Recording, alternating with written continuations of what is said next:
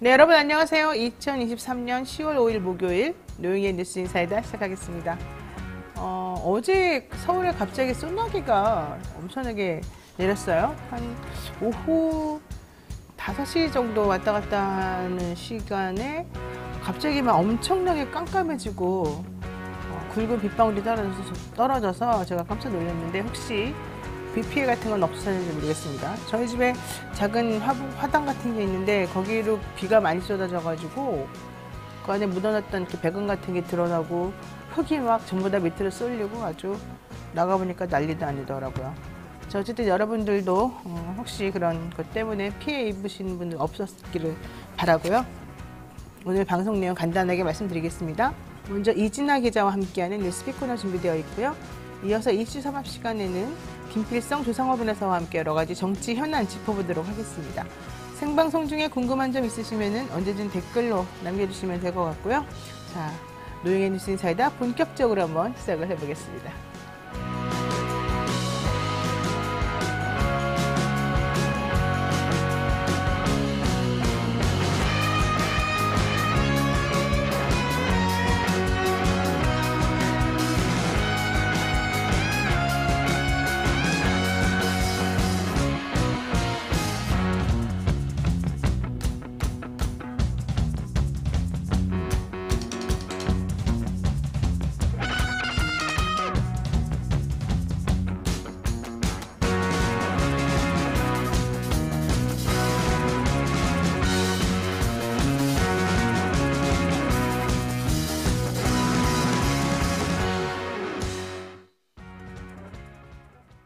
네, 오늘 일찍 와서 기다리신 분들 많은데 제가 잠깐 소개해드릴까요? 박현우님 감사드리고요. 박용구님, 전유성님, 써니님, 해법샤이니님, 머스러미님, 왕자어리님, 박용구님, 이연아님, 은하방님, 황수만님.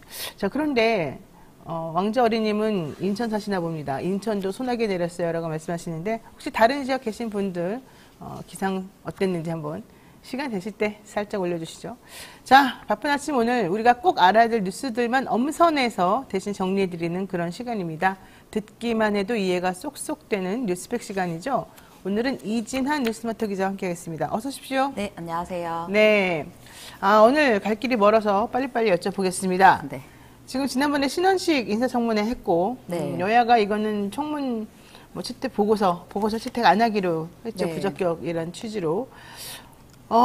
유인촌, 김행 이 두 후보자에 대한 인사청문회가 이제 오늘 또 있습니다. 결과적으로는 또 파행이 예상될 것 같긴 한데, 파행이라기보다는 자, 어떤 식으로 일이 진행될지 한번 보겠습니다. 네, 일단 오늘 유인촌 문화체육관광부 장관 후보자와 김행 여성가족부 장관 후보자에 대한 인사청문회가 열리는데요. 네. 김행 후보자의 청문회는 당초 민주당이 일정을 단독 의결해서 여당이 반발하면서 파행 가능성이 제기됐지만 어제 저녁에 이제 여야가 원내 지도부와 정상 개최를 위해 협의하기로 의견을 모으면서 예정대로 열릴 것으로 보입니다. 네. 일단 김행 후보자에 대한 인사청문회는 이제 개최 전부터 여야가 팽팽하게 대립했고 또 유인촌 장관과 일단은 장관 후보자와 김행 후보자에 대해서 모두 민주당은 부적격 인사라는 점을 증명하기 위한 송국 검증에 나설 계획이라고 밝혔습니다. 네, 신원식 후보자 그럴 줄 알았는데 유인촌 장관은 그래도 상대적으로 좀 안도의 한숨을 쉬고 있을 것 같아요. 원래 이분은 좀 문제가 많다라고 얘기가 됐었던 분인데 그 MB 때 한 3년 정도 이 문체부 장관 했단 말이죠. 근데 어쨌든 이번에 김행과 신원식이 묻혀가지고 네. 많이 사실은 상당히 덕을 본 그런 상황이라고 알려져 있습니다. 문제는 이제 특히 이 김행 청문회 갈등 때문에 원내대표가 매우 중간에서 좀 역할을 많이 했다 이런 얘기들이 나오고 있는데 어쨌든 중요한 거는요. 원래는 여당이 전부 다 보이콧하기로 했다가 결국은 또 겨우겨우 골이 좀 막아지는 그런 상황이 되긴 했어요. 자, 그렇다면은 야당이 좀 잘해줘야지 이게 인사청문이라고 하는 게 좀 의미가 있을 거 아니겠습니까? 네. 어떤 식으로 송곳 검증을 하겠다는 걸까요? 일단 김행 후보자에 대해서는 그 주식 파킹 의혹이 이제 가장 의혹이 좀 큰 내용이라서 그것을 네. 집중 추궁할 것으로 보이는데요. 김 후보자는 지난 2013년에 청와대 대변인 임명 후에 자신의 손이시누이와 배우자 친구 등에게 지분을 넘긴 후에 재인수해서 본인이 창업한 회사에 복귀했다라는 주식 백지 신탁 무력화 의혹이 불거졌습니다. 당시 김 후보자는 회사 경영이 어려워서 주식을 매입하겠다는 사람이 없었기 때문에 친지에게 매각했다고 해명했지만 사실상 이제 공직자의 백지 신탁을 무력화한 것이 아니냐 이런 의혹이 나오고 있습니다. 김행 후보자는 그 김건희 여사하고 개인적인 친분이 있는 것 때문에 이번에 장관 후보자 된 거 아니냐라는 의문부터 시작해서 여러 가지가 지금 말이 많은데요. 네. 2018년은 자기에게 매우 끔찍한 해였다 이렇게 말을 하면서 그 당시 본인이 처음에 같이 공동으로 설립했던 이 회사를 설립했던 공모모 씨, 이 사람하고 또 법정 다툼 벌인 것에 대해서도 얘기가 좀 나오고 있고요. 네. 사실은 우리가 주식 파킹을 왜 하는 겁니까? 이렇게 공직하는 사람들이. 일단 공직자에게 이익이 부여되지 그것 때문에 그런 걸로 알고 있는데 그러니까 저도, 네. 이렇게 그러니까 이해충돌 위반에 우려가 있기 때문에 그런 거 아니겠어요? 결국은 청와대나 용산이나 대통령 지근거리에서 정책에 대한 모든 결정을 할 수 있고 모든 자료를 볼 수 있는 사람이라면 자신이 가지고 있는 개인적인 그런 주식이라든가 이런 것 때문에 투자를 자기가 마음대로 아무렇게나 자기에게 유리하도록 하고 또 그런 쪽으로 결정도 마음대로 하고 이렇게 어떤 보이지 않는 손으로서 역할을 할 수 있다는 것 때문에 우리가 그런 거 다 욕심 버리고 남한테 맡겨놔라 혹은 버려라 절로 치워라 이런 게 원래 백지 신탁의 의미인데 이분은 주식은 주식대로 신우이한테 이제 넘기면서 그냥 안전하게 맡겨놓고 형식은 마치 맡기는 것처럼 하지만 어쨌든 그러면서 자기는 또 결국에는 다시 돌아올 때는 그 재산을 찾아오고 이게 바로 이제 꼼수다 이런 얘기인 거잖아요. 네. 아휴, 근데 어쨌든 김 후보자 주장은 아니다. 나는 백지 신탁 무력화 이거 아니고 회사 경영이 어려서 아무도 안 사주려는 걸 우리 신우이가 착한 마음으로 사준 것 뿐이다. 이런 얘기 했어요. 네. 그래서 민주당 김웅 의원에 따르면 이제 공직자가 가진 주식이 3천만 원 넘으면 주식 백지 신탁 심사위원회에서 이제 그 직무 관련성 여부 검토해서 맡기면은 알아서 해줄 것인데 이것을 직접 거래를 했다라는 것 자체가 부적격하다 이러면서 지적을 하고 있고요. 이 밖에도 김 후보자가 창업한 위키트리는 출산 전후 휴가, 육아휴직 등 노동자의 일과 가정 양립 지원에 관한 사항을 취업 규칙에 명기하지 않아서 고용노동부의 시정 지시를 받았던 것부터 시작해서 남편의 신용카드 신고액이 0원이라는 이제 보도에 이제 오랜 기간 자동차가 없어서 도보와 지하철로만 우리 부부는 다녔다 이렇게 얘기했는데요. 곧바로 다시 이제 후보자로서 이제 출퇴근을 하면서 타고 다닌 차량이 이제 발견돼서 이제 기자들이 취재를 해봤더니 자신이 이제 부회장으로 재직 중인 회사의 법인 차량인 것으로 또 알려져서 또 논란이 됐었습니다. 이런 문제가 계속 거듭되다 보니까 김 후보자에 대해서 이제 도어 스태핑을 통해서 이런 의혹에 대해서 어떻게 생각하냐 이제 거듭 물었더니 청문회 때 모든 걸 밝히겠다 이렇게 얘기해놓고 사실상 이제 그 청문회에서 자료를 요청한 것에 대해서는 모두 거부한 것으로 알려졌습니다. 그러니까 이 사람이 조금 문제인 게 주식 신탁 그 문제도 문제이지만은 여가부 장관인데 네. 이 근로 여성의 일과 가정 양립에 대해서는 전혀 배려하지 않았다. 이게 사실은 가장 큰 문제로 또 이번에 드러나고 있습니다. 출산 전에 휴가를 준다던가 아니면 육아휴직 같은 거를 공식적으로 원래 근로계약서에다 작성해가지고 복지에서 이걸 처리를 해줘야 되는 거거든요. 근데 지금 그런 거에 대한 내용은 하나도 지금 쓰지 않아가지고 실질적으로 이 회사 다니는 사람들이 이런 종류의 혜택을 받았는지 아니면은 어떤 식으로든 뭔가 좀 불이익을 당했는지 이건 좀 확인을 해봐야 될 상황이 돼버렸고요. 네. 또 남편 신용카드 신고액이 빵원 있을 수 없는 얘기잖아요. 네. 사회생활하는 사람인데. 근데 알고 봤더니 부인이 다 알아서 그냥 쓰고 남편이 그거를 다 공짜로 사용하는 바람에 이렇게 된 것이다. 이제 이런 의혹이 있는 거죠. 네, 그런 의혹도 있고 또 이제 그래서 공적인 그런 법인 차량을 사적으로 이용한 것에 대해서는 네. 공과사를 구분 못한다 이런 지적도 나왔고요. 아까 진행자님께서 말씀하신 그 그때 힘들었던 18년도, 뭐 19년도에 힘들었다고 했었는데 회사 경영이 너무 힘들어서 그때 자신이 뭐 살이 엄청 빠질 정도로 일을 열심히 했다라고 했는데 그 기간 동안에 임금체불도 논란도 맞아요. 있었습니다. 네. 그래서 여러 가지 의혹이 있는데 이 얘기를 이제 또 이번 청문회에서 어떻게 소명할지 좀 지켜봐야 될 것 같습니다. 여성의 자기결정권 이런 거 막 무시하고 강간을 당해도 애는 뭐 낳아야 된다는 식으로 말도 안 되는 소리 하고 있고 막 여러 가지 측면에서 좀 부적절한 인사가 아닌가 생각이 드는데 지금 어쨌든 그런 것들이 부적절한지 아니면 본인이 말한 것처럼 가짜 뉴스인지 확인하려면 자료 제출이 제대로 선행돼야 되잖아요. 네. 자료 제출 원래 한다 그러지 않았습니까? 네, 한다고 했는데 이제 소명을 하겠다고 하면서도 회사 관련 자료는 기업 영업 활동이라면서 거부했고요. 배우자 관련 자료는 개인 사생활이라면서 제출하지 않았다고 합니다. 그러니까요. 원래 그때 기자들이 이제 쫓아다니면서 이것저것 물어보고 의혹 확인하려고 그랬더니 막 화를 내면서 도어스텝ing 딱 멈춰버리고 네. 내가 청문회 가서 한다는데 왜 이러십니까? 그러면서 가짜뉴스 더 이상 답하지 않겠습니다. 이런 식으로 얘기했잖아요. 결과적으로는 자기 하고 싶은 말만 딱 하고는 아무런 질문이나 해명도 하지 않아 질문에 대한 답도 하지 않고 해명도 안 했단 말이죠. 그래놓고 청문회 날이 다가왔는데 자료도 안 내놓고 있다. 왜? 회사 자료는 기업 자료니까 안 된다 그러고 배우자 관련 자료는 개인 사생활이니까 안 된다 그러고 먼저 이랬다는 거죠. 아 진짜 이런 걸 보면은 이렇게 공직에 들어가는 후보자, 특히 청문회를 하는 그런 그 대상자들이 어떤 식으로 이 자료 제출 요구나 이런 거를 빠져나갈 수 있는지 방법을 알려주는 것 같아요. 되게 잘 배우게 됩니다, 제가.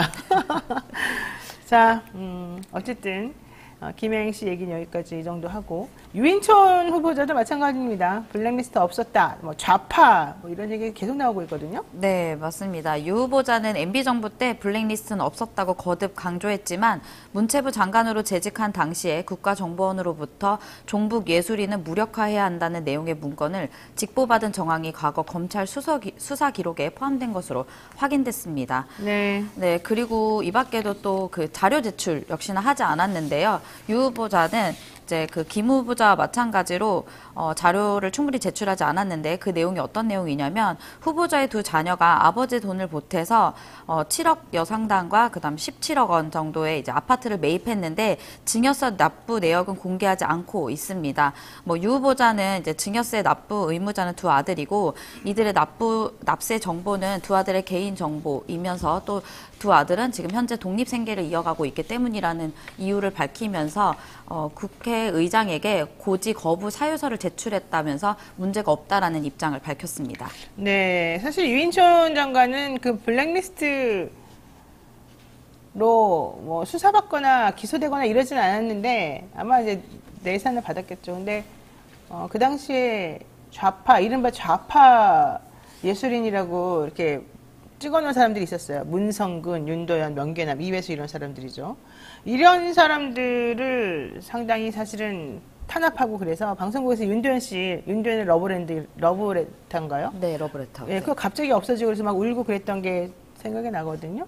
근데 이제 어쨌든 그런 식으로 본인들의 그 입맛에 맞지 않는 예술인의 예술 활동에 대해서 상당히 적대시하고 살 수 있는 기회를 지금 다 박탈시켜버리고 이런 문제가 있었었는데 그런 부분에 대해서는 전혀 책임이 없다. 우리는 그런 적도 없다. 지금 네. 이렇게 지금 얘기하고 있기 때문에 이건 상당히 문제인 것 같고요. 또 그리고 뭐 자우림 멤버 김유나 씨 오염수 방류 발언하니까 거기에 대해서 조용히 해라 좀 공인 아니냐 이런 얘기를 해가지고 문제가 되기도 했죠. 그러면서 네. 또 역시 아파트 증여 관련된 내용 이것도 역시 또 빠지지가 않는군요. 아 진짜 돈들이 많으니까 보세요. 유인촌 후보자 지금 낸 것만 해도 162억인가 그렇다는데 어떻게 이렇게 돈이 갑자기 많았죠? 게다가 자녀들한테 아파트 넘겨줄 때 그 자녀들의 재산은 5천만 원, 뭐 1억 4천만 원인가 1억인가 뭐 이런 정도밖에 없었잖아요. 네. 근데 증여세를 아이들이 내야 되면은 뭐 마련할 재원이 있었어야 될 거 아니에요. 네, 가장 그 최신 자료로 공개된 건 2011년도 관보를 보면요. 당시 유 후보자의 장남과 차남의 재산은 각각 1억 원여와 그다음 4천여만 원 정도였기 때문에 사실상 이런 집을 살려면 또 되게 또 위치가 좋더라고요. 그런 아파트를 그래요? 위치가 살려면 좋아요? 네, 아버지의 좀 도움을 받아서 어쨌든 증여세를 납부를 했었어야 되는데 그거에 대한 내용을 좀 공개하지 않은 부분에 대해서는 청문회 때 또 어떻게 소명할지를 또 지켜봐야 될 것 같습니다. 네. 자, 우리가 또 유인촌 그리고 김행 후보자 된 얘기를 하는 사이에 왕자 어린이님께서 또 3만 원이나 되는 거금을 또 후원해 주셨습니다. 감사드리고요. 인천은 비 오고 대구는 흐린다. 이런 얘기가 또 들어왔습니다. 더 중요한 게 있네요. 일본 오염수 오늘부터 2차 방류한다죠. 그런데 네. 제대로 된 또 정보가 제공되지 않는 것 같습니다. 네, 오늘부터 일본의 후쿠시마 원전 오염수 2차 방류가 시작됩니다. 정부는 어제 2차 방류 대응에 관한 정보를 실시간으로 분석하고 현재 전문가를 재파견한다고 박구현 국무조정실 국무 1차장이 밝혔는데요. 그러나 매일 하던 브리핑은 내주부터 그러니까 10일부터 주 2회로 축소한다고 밝혔습니다. 일단 정부는 1차 방류 때와 마찬가지로 방류 관련 실시간 데이터와 도쿄전력이 시료 채취 후 분석 후 공개하는 정보를 모니터링한 후에 현장 사무소를 방문하고 화상회의 그리고 서면 보고 등을 한다라고 이제 밝혔는데요. 사실상 지난번과 마찬가지로 또 전문가도 파견한다고 했지만 전문가가 파견하는 거에 한계가 있었던 게 도쿄전력에서 제공하는 자료만을 받았기 때문에 네. 우리가 실질적으로 할 수 있는 것은 없었다라는 것이 이제 지난번에도 제기됐던 그런 문제점인데요. 이번에도 역시나 그럴 것인지 좀 더 지켜봐야 될 것 같습니다. 아니 2차 방류하면은 사실은 그 전문가 재파견한다고 그랬는데 왜 그런 것도 제대로 안 하고 브리핑도 축소하고 그러는 건지 이해가 좀 안 됩니다. 네, 일단 브리핑 축소에 대해서는 이제 월요일이랑 매주 목요일 날 이렇게 주 2회만 실시한다고 했는데 대신에 서면 브리핑은 매일 발표할 것이라고 이제 밝혔습니다. 정부에 따르면은 이제 10일부터 시작되는 국정감사 일정이랑 이런 것들을 고려해서 행정력 낭비를 줄이기 위한 차원이라고 이렇게 설명을 했습니다. 아니 그건 줄일 게 따르지 무슨 소리라는 건지 모르겠네요. 게다가 지금 더 큰 문제가 발생했어요. 오염수 1차 해양 방류 이후에 좀 뭔가 문제가 있다는 게 좀 밝혀졌다는 거 아니에요? 네. 이렇게 지난 4일에 도쿄전력이 외신을 상대로 한 온라인 기자회견에서 1차 방류를 마친 후에 진행한 점검 결과 희석 설비를 상류 수조 4곳에서 도장이 10cm 정도 부푼 현상이 발견됐다라고 이제 밝히면서 네. 도장이 부풀어 오른 거는 이제 빗물 유입 같은 게 영향이 미쳤을 가능성이라고 이제 얘기를 하면서 이제 문제는 없다. 그래서 2차 방류는 계속 하겠다라는 입장을 밝혔습니다. 그러니까 희석하는 설비, 희석 설비 수조, 이제 수조가 있잖아요. 물 담아놓는. 네. 거기에 페인트 같은 도료 같은 거를 이제 발라놨는데 거기가 좀 부풀어 올랐다는 얘기거든요. 1차 네. 방류한 이후에. 그러니까 그 방류된 물에 오염 성분이 들어있기 때문에 이런 현상이 벌어진 거 아니냐. 이제 이게 정상적이고 합리적인 의문인데 도쿄전력에서는 아니다. 괜찮다. 이러고 그냥 넘어가겠다는 얘기잖아요. 네, 빗물이나 외부 상황 때문에 그렇다라고 이제 해석은 이렇게 그렇게 분석을 했는데요. 사실상 뭐 좀 더 봐야 되는 게 아니냐, 이제 불안함이 커지기 때문에 네, 그런 의문이 좀 제기는 되고 있습니다. 네, 맞습니다. 개동희님께서 오염수 아닙니다. 핵 있습니다. 이렇게 얘기를 하셨었는데 어쨌든 이겁니다. 2차 방류는 이달 23일까지 진행이 될 거고요. 1차 방류량과 거의 같은 약 7,800톤 이 처리가 된다고 하죠. 네. 너무 많아요. 너무 많아. 하루에 그래서 460톤 정도가 전후가 될 것 같고요. 도쿄전력은 내년 3월까지 총 4차례 걸쳐서 오염수를 31,200톤을 방류할 계획이라고 이제 밝혔습니다. 아이고, 듣다 보니까 짜증나네요. 이 기자 수고 많으셨습니다. 네, 감사합니다. 아이고, 죄송합니다. 자, 잠시 후 시사마으로 돌아오겠습니다.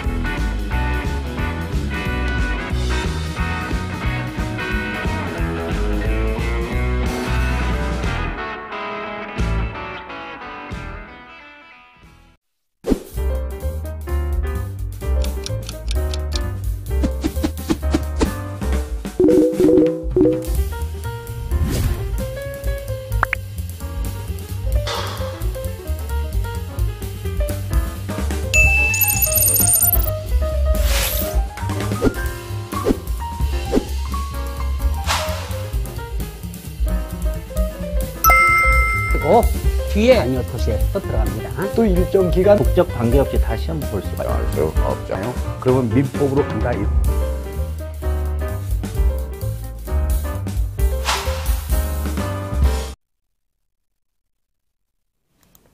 네, 여러분 또 광고 보셨습니다. 뉴스인사이다를 위해서 또 열심히 활동하고 계신 여러분들, 우리 애청자 여러분들이 또 많이 호응해 주셔가지고 좋은 성과가 나고 있죠. 국밥 8종 세트.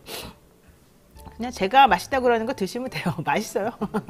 그리고 몸에도 좋습니다. 닭곰탕, 설렁탕, 순댓국 등 한국인이 가장 사랑하는 국밥 8종을 모았습니다. 입맛이 없을 때, 숙취가 있을 때, 그리고 어르신들이 소화 기능이 좀 약해졌을 때 이 뜨끈뜨끈한 국물에 밥을 말아서 조금씩 드시면 속도 시원하고 그리고 부담스럽지 않다 이런 얘기를 하시더라고요. 간단하게 조리해서 든든하게 한 끼 해결할 수 있는 제품이고요. 국밥 8종 세트는 통통몰 회원 가입하시면 20% 할인된 가격으로 여러분들께서 구입하실 수가 있는 상황입니다. 20% 할인 쿠폰은 저희가 무제한으로 드리니까요. 통통몰 회원 가입하시기 바랍니다. 검색창에 통통몰 검색하시면 되니까 한번 드셔보시고 뭐 문제가 있다거나 그러면 또 저한테 다시 얘기해 주시기 바랍니다. 지금 화면에 나가는 것들 보니까는 맛있게 생겼네요. 예, 갑자기 저도 먹고 싶네요. 돼지고기 김치찜도 있고. 자, 하여튼 오늘 식사들 많이 하시기 바라고요. 이슈 삼합 하겠습니다. 매주 목요일마다 새 변호사와 함께하는 톡쏘는 정치평론 시간인데요. 시사 맛집 이슈 삼합 시간입니다. 김필승 변호사 그리고 조상호 변호사 모셨습니다. 어서 오십시오. 예, 안녕하세요. 잘 지내셨습니까? 추석 연휴? 네, 뭐 좀 굉장히 긴 시간이었습니다. 그러니까 6일 동안 쉬니까 좋은데 또 조금 한편으로는 좀 불안하고 좀 나가서 얘기하고 싶고 막 일하고 싶고 그러지 않아요? 뭐 마냥 쉴 수 있는 건 아니어가지고요. 그렇죠. 또 밀린 일도 해야 네, 되고. 밀린 일도 있고 일정도 있고 그래가지고 저는 지금 취키님께서 지역 일정 좀 소화하고 뭐 이러더라고요. 그러셨구나. 취키님께서 1년 365일 14시간 단 하루도 쉬지 못하는 자영업자입니다. 요즘 너무 힘들어 죽겠는데 경기가 나아질 기미가 없습니다. 벌써 8년인데 어떡하죠? 이러셨어요. 정말 그러네요. 맞아요. 저도 좀 체감하고 있습니다. 게다가 배동원님께서 일본산 수산물 이제부터 대량 수입된다는데 이거 어떻게 합니까? 이런 얘기 하셨는데 이것도 정말 걱정입니다. 그런 상황에서 또 뉴딜 프라임님께서 네, 국밥 구입하겠습니다. 이런 얘기도 하셨네요. 자, 본격적으로 얘기를 한번 해봐야 되는데 우리 김필승 변호사님은 추석 때 뭐 딴 거 있었어요? 뭐 저기 조 변호사님하고 비슷했는데요. 일 조금 한 거 말고는 계속 집에서 그냥 쉬려고 했는데 이제 연휴를 보내면서 느낀 거는 역시 놀고 먹는 게 적성에 맞는구나. 이러고 쓴 생각 별로 안 들었어요. 그러니까요. 진짜 사실 더 쉬고 싶은데 쉬니까 돈이 안 들어와가지고 그게 문제죠. 경제적으로 좀 문제가 있는 것 같아요. 자, 본격적으로 코너를 시작해 보도록 하겠습니다. 코너 속 코너 주간 용산 투 여의도 시간입니다. 한 주 동안 용산부터 여의도에 이르기까지 가장 기억에 남았던 정치 이슈를 하나씩 꼽아보는 그런 시간인데요. 우선 조상호 변호사님, 어떤 이슈가 가장 기억에 남을까요? 저는 당연히 영장 심사와 카퍼레이드. 카퍼레이드. 네. 그 9월 26일 날 있었던. 네, 같은 날짜입니다. 국군의 날. 네. 예. 누군가는 영장 심사를 이제 직전에 대선에서 같이 경쟁했던 그렇죠. 두 사람 중에 한 명은 이제 그 카퍼레이드를 즐기는 그분에 의해서 영장 심사를 받는 상황이고 또 한 분은 국군의 날이 아닌데 굳이 그 날짜를 땡겨서 그거 왜 그런 거예요? 그거 안 그래도 너무 궁금하더라고. 국군의 날에 이제 군인도 실학을 했다 그러는 건지 정확한 이유는 모르겠습니다. 어쨌든 굳이 국군의 날도 아닌데 8년 만인가요? 하여튼 네. 원래 그 사열 군대 사열을 안 했는데 카퍼레이드를 안 했는데 8년 만인가 하여튼 이제 군인 사열을 다시 하는 약간 권위주의 정부의 회기이자 이제 어떻게 보면 자신이 정말 진정한 뭐 대한민국의 뭐 왕이다 아니면은 뭐 승리자다 이런 것들을 보여주는 그런 어떤 이벤트를 하고 싶었던 모양입니다. 그래서 굉장히 대비되는 두 장면을 이 정부가 만들어냈는데 결과적으로는 썩 좋지 않았던 것 같아요. 뭐 영장이 기각되고 그다음에 그거에 대한 검찰의 무리한 수사에 대한 그 국민적 비판은 추석 내내 회자됐던 것 같습니다.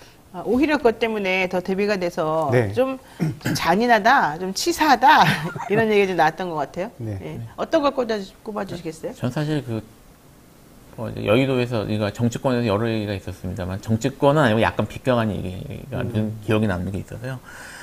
10월 2일에 뉴시스에서 이런 기사가 났습니다.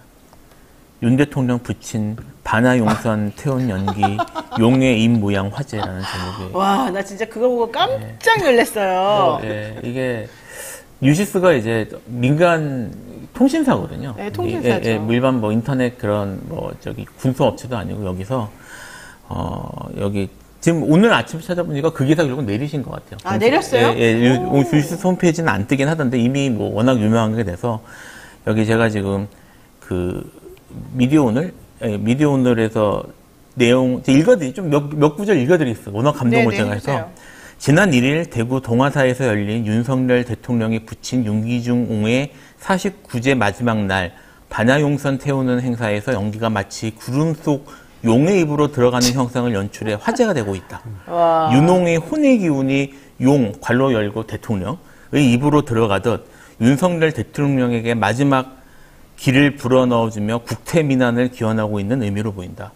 고인의 나라 사랑과 자식 사랑이라는 것 이외에 달리 설명할 수 없는 광경이다라고 감탄했다고 뭐라고? 합니다. 다시 말해봐요. 고인의 나라 나라 사랑과 자식 사랑이라는 것 이외에 달리 설명할 수 없는 광경. 그 말이 돼요? 무슨 연결관계가 있어요? 그거랑? 근데 또 희한한 게 그러면 정말 그런 영상을 찍었을 것 같잖아요. 네. 그 기사에는 그런 영상은 없어요. 그러니까 사진에 있는데 사진이 그러니까 무슨 용의 입처럼 보이지 않아요. 전혀 용의 해마 같이 생겼다고 사람들이 그러던데. 뭐 여러 의견이 있던데 저는 거기에 대해서 말하지는 않겠습니다. 어쨌든 용처럼 생기진 않았고 용이 항사살 동물이니까 이렇게 생겼다고 생각하실지 모르겠지만 그게 용이 아니라 용의 주둥이라 그랬어요. 어쨌든 이게 그러니까 네. 물론 웃고 넘길 수도 있는 일이긴 한데 이거를 통신사에서 기사를 이렇게 이런 내용의 기사를 익명의 이런 얘기까지 하면서 이런 식의 기사를 쓴다는 것 자체가 현재의 그 언론과 그다음에 아까도 이제 그 뉴스팩 시간에서 그 언론에 대한 블랙리스트 얘기를 많이 하셨는데 언론에 대한 통제 그다음에 현재 지금 정치 상황, 정치 수준 이런 것들을 단적으로 보여주는 것 같아서 제가 오늘 얘기를 했습니다. 자, 연기가 마치 구름 속 용의 입으로 들어가는 형상이 연출되었다. 야, 근데 지금 보니까 정말로 언론사 요청에 의해 삭제된 기사입니다. 이렇게 나오네. 예. 근데 어떻게 김 변호사님은 근데 다른 데서 보도를 이미 했어요. 예, 몇 건 나왔고요. 제가 지금 그렇군요. 미디어 오늘에서 받아서 다 재보도한 걸 지금. 그렇군요. 예, 보고 말씀드렸습니다. 근데 저는 아까 그 기사를 봤어요, 직접. 네, 저도 봤습니다. 저도 기사 봤는데 지금 그 원래 썼던 뉴스지스 찾아보니까 예, 없어져서 근데 제가 한 번만 더 읽어주기를 원하는 그 구절이 네. 뭔지 아시죠? 그 뭐라고 달리 설명할 수가 없다. 이거 예. 말고는 그게 무슨 뜻입니까 도대체? 이게 그러니까 그런 이 초자연적 현상이 일어났다. 결국은 용이 헌신하셨다.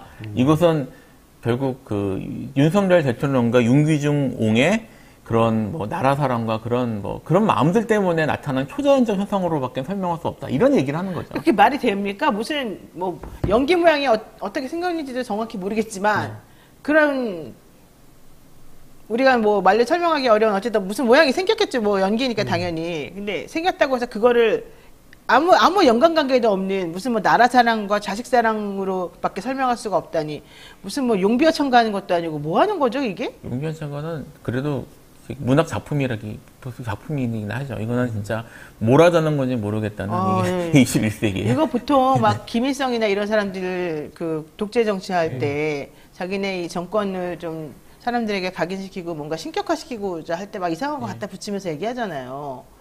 갑자기 그런 생각이 갑자기 드네. 이거랑 연결관계 없지만. 사실 개인적으로 네. 제가 최근 몇 년간 우리가 이제 그부터 그런 생각이 좀 있었지만 민주주의라는 게 얼마나 취약할 수 있는지를 우리가 좀 겪었다고 생각을 하거든요. 이게 대한민국이 어쨌든 세계적으로 성공한 지금 민주주의 국가고 네. 이제까지 우리가 정례에 그렇게 평가를 했었고 그다음에 언론이나 이런 것도 적어도 언론의 퀄리티나 이거는 둘째 치더라도 언론 환경이나 이런 언론의 자유 같은 것들도 선진국 수준이라고 생각을 했는데 이게 단 2년도 안 돼서 이렇게 무너진 겁니다. 아니 이게 진짜 황당한 게 반화용선을 태우는 행사에서 이런 일이 벌어졌다는 네. 거잖아요. 49제 때. 네. 그 반화용선이라고 하는 게 뭐냐 봤더니 불교와 관련된 무속 용어다. 굿을 받은 망자가 좋은 곳으로 가기 위해 타고 간다는 종이로 만든 배를 말한다. 여기도 지금 굿이나 뭐 무속의 그런 어떤 행사가 지금 여기서 벌어진 거예요, 말하자면은. 그러니까 대통령의 아버지가 49제 때 그렇죠. 이렇게 기리는 그 날에 아무튼 뭐 굿을 받은 저기 민간에서 어떤 그런 부분에 관해서 주술적 의미를 담아가지고 저 부모님을 좀 더 좋은 곳으로 모시고 싶다는 그 열망이나 마음을 뭐 굳이 부정할 것까지는 아닌데요. 그거를 기사로 써가지고 마치 이 정부의 뭐 국가적 어떤 그 뭐라 그래요? 그러니까 이제 어떤 이익과 결부시키는 형태로 기사를 쓰는 행태나 그런 것들에 반응하는 그 어떻게 보면 어떻게 정치라든가 이런 것들이 다 굉장히 어떻게 보면 유치하고 퇴행적이죠. 그러니까 그런 부분이 문제인 거지.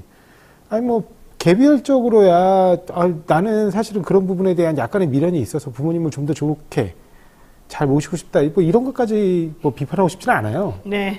저는 원래 그런 부분에 대한 믿음이 전혀 없어서 저는 좀 이해가 안 되는 부분은 있지만 뭐 그런 게 꼭 나쁜 거라고 생각하지는 않습니다. 근데 네. 그걸 마치 아까 얘기한 것처럼 뭐 국가적 어떤 이익과 이게 직결된 것처럼 그렇게 취급하고 그걸 또 그렇게 기사로까지 써가지고 사람들에게 널리 알리는 이런 행태가 좀 한심하다는 거죠. 그러니까 이 기사가 이런 게 있네요.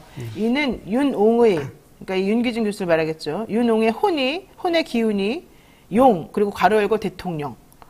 용의 입으로 들어가듯 윤 대통령에게 마지막 길을 불어넣어주며 국태민안을 기원하고 있는 의미를 보인다고 해석했다. 비록 공무로 대통령이 참석하지는 못했으나 죽어서도 국가와 자식의 안위를 염려하는 마음은 다음이 없다는 의미로 풀이된다고 강조했다. 익명을 요구한 참석자는 연기가 마치 용의 입속으로 빨려 들어가는 것처럼 보였는데 이게 우연이라기보다는 윤옹의 지극정성이 하늘에 다다른 것으로 고인의 나라 사랑과 자식 사랑이라는 것 외에 달리 설명할 수 없는 광경이라고 감탄했다. 근데 이렇게 하니까 이게 이제 민들레라고 하는 다른 언론사에서는 이럽니다. 사진 윗부분 그림의 형상을 보니 과연 무슨 동물이 입을 벌리고 있는 것처럼 보이기는 한다. 어떤 사람에게는 용이로 보일 수도 있겠다. 하지만 또 어떤 사람에게는 배고픈 개나 늑대로 보일 수도 있겠다. 연기만 찍은 사진에서는 돼지코가 보인다는 사람도 있었다. 어쨌거나 구름과 고인의 나라 사랑과 자식 사랑을 연결한 이명 제보자의 상상력 하나는 정말 풍부하다는 그런 생각이 든다. 이 기사를 보고 자연스럽게 윤비어천가를 떠올릴 수밖에 없었다. 조국 전 법무부 장관도 윤비어천가가 울려 퍼진다라고 말했다. 이 뉴시스의 기사는 그런데 어디선가 많이 본 듯한 기시감이 있는 것이었다. 이렇게 나오고 있습니다. 아이고, 더 이상 말하고 싶지 않습니다. 네, 여기까지 해야 되겠습니다. 자, 이재명 대표 얘기 한번 해보겠습니다. 이 대표 구속영장이 기각된 후에 사실은 구속영장이 기각될지 안 될지 모르는 상황이었을 때 그 다음날 아침 방송들이 이제 섭외를 다 해놓지 않습니까? 네. 근데 정말 대부분의 모든 언론사들이 비명계 의원들을 다 섭외를 미리 해놨었어요, 그때. 그러니까 영장이 당연히 발부될 것으로 보고, 그리고 당연히 이재명 대표가 구치소에 수감될 것으로 보고, 그러면 앞으로 민주당은 어떻게 나아가야 되냐, 이 얘기를 듣고 싶어서 사실은 뭐 K, 뭐 M, 다 이런 사람들을 섭외해놨었다는 거잖아요. 그러니까 그 얘기는 무슨 얘기입니까? 비명계나 이번에 체포동의안에 가결표를 던진 의원들은 검찰도 마찬가지고 영장은 무조건 발부될 거다라고 사실은 다 생각하고 있었다는 얘기이거든요. 그런가요, 정말로 그 당시에? 전혀 아닙니다. 전혀 아니에요? 그러니까 뭐 일단 뭐 이제 지나서 하는 얘기지만 네. 뭐 저도 이제 형사 사건을 뭐 여러 해봤지만 제가 받아본 구속영장 청구서 중에 가장 말이 안 되고 증거도 없고 이게 증거가 없다는 이 쓰면서도 검사들이 쓸 게 없어서 고생했다라는 느낌이 들 정도의 영장이었어요. 그러니까 물론 저기 발부될 가능성은 충분히 있다고 생각했는데 그 이유는 영장 범죄 사실이나 이런 내용이 소명이 돼서 그래서 이제 영장 발부 요건이 법적으로 충족됐기 때문이 아니라 이 사안이 어쨌든 매우 정치적으로 민감한 사안이기 때문에 정치적인 분위기에 휩쓸려서 되지 않을까라는 걱정은 했지만 적어도 영장 가지고 이거 갖고 발표됐을 거라고 갈 수 있을 거라고 생각하잖아요. 그러니까 저는 그래서 이번에 가결표를 던진 의원들은 이거 무조건 우리가 가결만 시켜주면 영장 실질심사 받아가지고 구속이 될 거다라고 확신을 거의 하고 사실은 만약에 그렇지 않을 것 같으면은 체포동의안에 부결표를 던질 가능성이 높잖아요. 근데 가결표를 이렇게 많이 던진 것은 이 사람은 무조건 구속이야. 그렇게 되면 그 다음 시나리오는 이거라고 생각하고서 한 게 아니었나 생각 좀 들 상황이었었어요. 구속이야. 그 다음에는 이런 시나리오에서 그 다음에 이런 시나리오야 부분은 그분들이 알아서 상상하시면 되는데. 우리도 상상이 되는데 사실. 네, 아니 뭐 알아서 왜냐면 네. 그거는 뭐 이제 정치적 상상의 영역이니까. 네네. 근데 구속이야라는 부분은 저희들 같은 법률 전문가의 도움을 받으셨어야죠. 이게 과연 정말 구속이 될 것인가.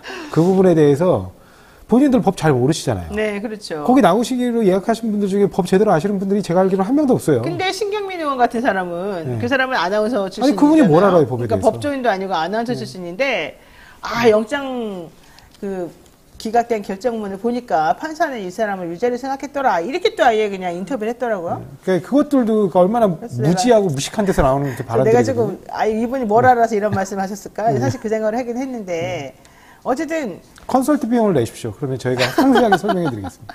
그런가요? 네, 그분들이 네. 앞으로 이런 서초동 판단에 있어서 본인들이 서초동 판단에 굉장히 중요한 부분이 매여 있을 때 혼자 그렇게 상상으로 하지 마시고 법률 전문가의 조력을 받으세요. 그러면은 이런 엉뚱한 의사결정을 하지 않을 겁니다. 자, 근데 이제 또 하나 검찰에서 하나 건졌다라고 얘기하는 게 하나가 있습니다. 뭔지 아시죠? 그 백현동 수사하다가 위증교사 관련된 증거를 찾았다.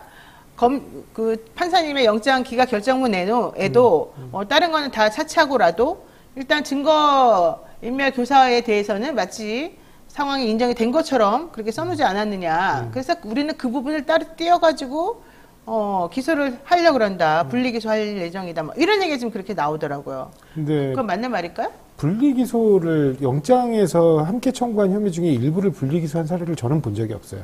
일단은. 처음으로. 그거는 네. 아마 여기 계신 변호사님들도 마찬가지실 거예요. 네. 저는 제 기억으로는 없고요. 제 경험으로도 없고, 그 다음에 제가 뭐 뉴스나 이런 걸 통해서 간접적으로 접하는 사건의 경우에도 제가 본 기억은 없는 것 같습니다. 그리고 두 번째로는 그게 문제 아마 신경민 의원이나 이런 분들이 엉뚱하게 영장 기각 결정문을 오독하시는 데인 것 같은데 혐의가 소명됐다는 취지는 네. 이름 수사할 만하다는 취지예요. 이름 수사할 만하고 근데 그 수사를 이제 구속할 거냐, 구속으로 수사하게 할 거냐, 불구속으로 수사하게 할 거냐의 문제만 남는 거거든요. 네네. 근데 이분들은 그게 마치 증명인 것처럼 착각하시더라고요. 그러니까 증명은 증거 능력이 있는 증거에 의해서 엄격한 증명의 방식으로 법원에 의해서 증명돼야지만 유죄로 인정할 수 있는 것이고 네. 지금 혐의가 소명됐다라는 건 이런 판사가 볼 땐 이 건은 수사할 만 이제 앞으로 수사를 진행할 만 한 해 정도의 수준이거든요. 그리고 그 수사의 결과가 나오는 게 우리가 뭡니까? 보통 이제 공소장이라고 표현이 되죠. 그럼 거기서 끝이냐? 그것도 아니에요. 그 이후에 법원에서 이제 양측의 공방을 거쳐서 이 사실상 법리상 공방을 거쳐서 마지막으로 판단되는 게 이제 법원 판결이에요. 네. 그러니까 지금 이제 막 그래 한번 수사할 만하다라고 얘기한 걸 가지고 마치 유죄가 증명된 것처럼 말씀하시는 것 자체가 일단 말이 안 되고요. 네. 두 번째로는 아까 지금 앵커께서 말씀하신 것처럼 그 건은 이른바 백현동 사건을 수사하는 과정에서 별건으로 진행됐던 사건인데요. 네. 갑자기 뜬금없이 전혀 관련성 없는 이슈로 그 별건 인지한 사건입니다. 근데 그 건 관련해 가지고 이미 위증했다라고 얘기가 나오는 그 김진성 씨에 대한 구속영장 청구가 기각이 됐어요. 그때도 김진성 씨는 누구죠? 그걸 위증했다는. 위증했다라고 위증했다고 얘기하는. 주장한. 네. 교사니까. 그러니까 이제 교사가 있으니까 원래 위증한 사람이 있을 거 아닙니까? 네. 근데 그 원래 위증했다라고 얘기하는 그 사람에 대한 영장 청구가 기각이 됐는데 그때 그 영장 청구 기각 사이도 다툼의 여지가 있다는 거였어요.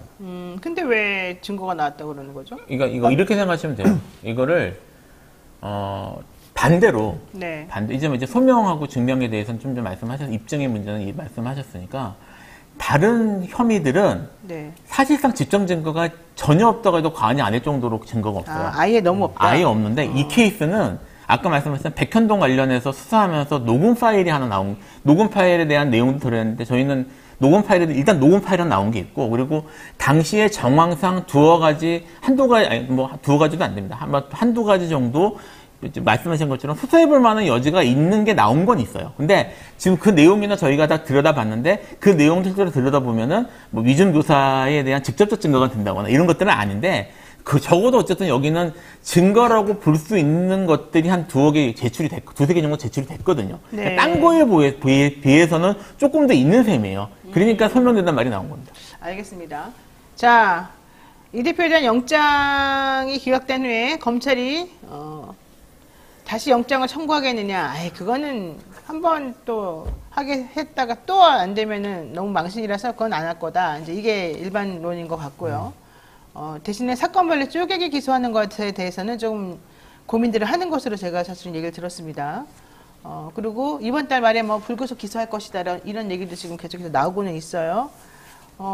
한동훈 장관에 대해서 사실은 김웅 의원이라든가 이현주 의원이라든가 같은 당은 아니죠. 뭐 한동훈 장관이 당 사람은 아닐 테니까. 어쨌든 국민의힘 사람들조차도 한동훈이 망신이다. 한동훈이가 책임져야 된다. 뭐 이런 얘기 하지 않았습니까? 이게 제대로 된 수사를 못했다는 결론이 나오는 거라고. 네. 그러면 한동훈 장관이 가만히 있을 것 같지는 않은데 어떻게 할까요? 그러면? 성격상 가만히 있을 것 같지는 않은데 네. 지금 그렇다고 해서 지금 특별히 뭘 할 수 있는 상황은 아닌 걸로 보입니다. 이게 좀 보강 증거를 엄청 찾지 않을까요? 보강 증거를 찾기 위해서 그동안 증거 찾으려고 그렇게 애를 썼는데 네. 뭐 지금 뭐 이거를 지금 와가지고 이 짧은 기간 내에 뭘 더 한다는 것도 사실은 쉽지는 않을 것이고 지난 이제 그 대장동 사건, 그러니까 이미 기소된 사건을 예를 들어 생각을 해보면 당시에 이제 그때는 이제 영장이 그게 됐잖아요. 아예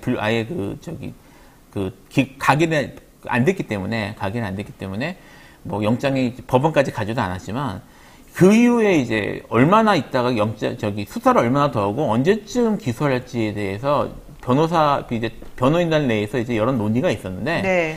우리가 예상했던 것 중에서 가장 짧은 기간 내에 사실은 기소를 했어요. 그렇게 오래 걸리지 않았습니다. 기소까지. 네. 그러니까 사실은 영장을 치기 위한 게 이제 강제 수사를 적극적으로 하기 위해서 한다는 건데 그 수사 끝난 다음에 영장을 쳤던 거예요, 사실은. 그렇죠. 근데 이 케이스 같은 경우도 사실 뭐 법정까지 갔다 오긴 했지만 그 상황이 비슷할 것 같거든요. 그래서 지금 지난 선례에 비춰봤을 때 빨리 기소해서 이거를 기소하면 또 어쨌든 기소한 내용이나 이런 것들이 법정 또 이제 받았을 거고 언론에 받았으면 그런 식으로 여론을 몰아갈 수 있기 때문에 그런 방식을 그러니까 대정동과 똑같이 빠른 시간 내에 기소라는 식으로 몰고 가지 않을까. 저는 이제 그럴 가능성이 제일 높을 것 같습니다. 좋습니다. 자, 그런데 어제 기사 나온 것 중에 이게 있습니다. 이 대표가 이제 단식 그동안에 하느라 몸이 좀 안 좋아서 좀 추스리고 있는 중인데 선거법 위반 혐의 재판도 있고 뭐 대장동 특혜 의혹 재판도 있단 말이죠. 이 대장동 특혜 의혹 관련된 재판이 6일 내일부터 열려요. 네. 그래서 대표 측에서 변호사님들께서 이제 하셨겠죠. 기일 좀 연기해달라. 그랬더니 법원에서 안 된다라고 했다고 조선일보를 비롯해서 이제 신문에서 봐라. 이재명 대표가 죄가 있으니 법원에서도 너 꼼수 부리지 말고 빨리 와서 재판 받아라라고 이 재판기일 변경 신청을 불허한 것이다. 이런 논조로 기사가 쓰이더라고요. 맞습니까? 네, 아까도 말씀드렸지만 그분들은 서초동에서 이 재판이 어떻게 진행되는지 모르는 사람들이 그런 얘기를 하는 거예요. 애초에 그 이재명 대표와 관련해가지고 이번에 재판기일 연기 신청을 한 건 뭐 변호인의 의견이거나 피고인 본인의, 그러니까 이재명 대표 본인의 의견이 아니고요. 의사의 강력한 권고가 있었기 때문입니다. 의사가? 네, 근데 재판부 입장은 뭐냐면 일단 한번 진행해보고, 왜냐면 이미 한번 연기도 했는데, 그리고 장기가 또 이제 중간에 연휴가 있어가지고 길어졌잖아요. 네. 있는데, 일단은 바로 이걸 연기하기보다는, 왜냐면 검찰 측 입장도 있고 하니까, 한번 진행해보고, 이게 무리가 따른다 싶으면, 그때 그냥 조기에 끝내고 다음 기회를 잡는 방식으로 가더라도 일단 이번에는 재판을 진행하자는 취지인 것이지, 이걸 뭐, 받아들인다, 안 받아들인다, 이런 문제로 접근할 문제는 아닙니다. 네. 자, 그러면 이제 어쨌든 뭐 재판도 하게 되고 또 당무에도 복귀를 해야 되고 또 이 강서구청장 보궐선거도 또 신경 써야 되고 할 일이 이제 많을 텐데 체포동의안 가결에 힘을 썼던 그 사람들에 대한 이제 사후 처리 내지는 해당 행위 관련 여부 이런 것들에 대한 정리도 좀 필요하지 않냐는 게 중론이거든요. 지금 민주당 그 당규에 보면 당원 당규에 보게 되면 이런 종류, 어떤 종류의 해당 행위를 한 사람들에 대해서는 당연히 처벌하게끔 되어 있지 않습니까? 그러니까 이미 이분들이 이제 무기명 비밀 투표로 진행됐기 때문에 네. 무기명 투표 결과에 대해서 책임을 묻는다는 거는 애초에 어렵고. 불가능하고요. 네. 그다음에 그 부분에 대해서 사실 확인조차 어렵고요. 그다음에 네.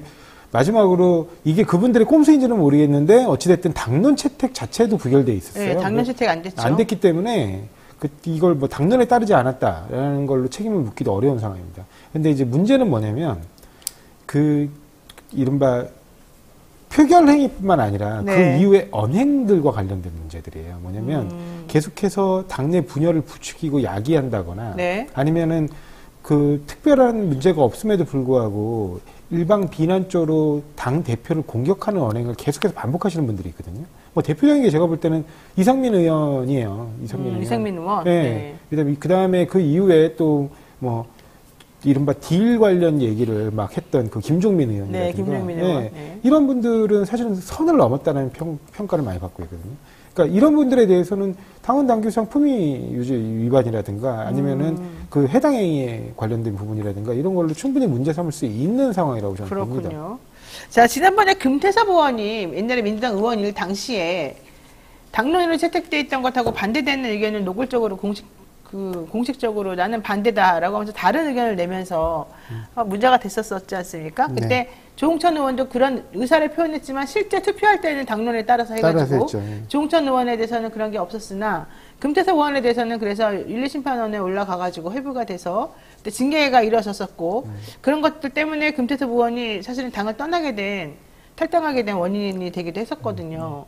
자, 그러면 이번에 이 가계부에 던진 의원들과 관련된 처리 혹은 뭐 이제 앞으로 이 자꾸 분란이 더 이상 이제 발생하지 않도록 뭐 할 수 있는 방법 뭐 이런 게 뭐가 있을까요? 사실 뭐 그걸 강제할 수 있는 방법은 없다고 봐야 될 겁니다. 강제는 없다. 예, 왜냐하면 이게 우리나라의 민주주의 방식이 뭐 물론 당이라는 것이 뭐 정당이라는 걸 인정하고는 있지만 네. 기본적으로 그 각각 개별 국회의원들이 그 헌법 기관으로서 자기의 의사에 따라서 정책 석연에 따라서 행동을 하고 거기에 대해 국민에 대해 책임지는 방식이기 때문에 본인의 생각이 그렇다고 얘기하는 것에 대해서 그 자체를 뭐 할 수는 없는 거죠. 다만 이제 당이라는 게 어쨌든 단일한 의사를 갖고 모여있는 정치적 일종의 정치 결사기 때문에 네. 우리하고 같은 의지를 같이 하지 않는다면 사실은 뭐 어떤 식으로든 제재를 하거나 내보내는 거는 그 역시 불가능한 일은 아닙니다.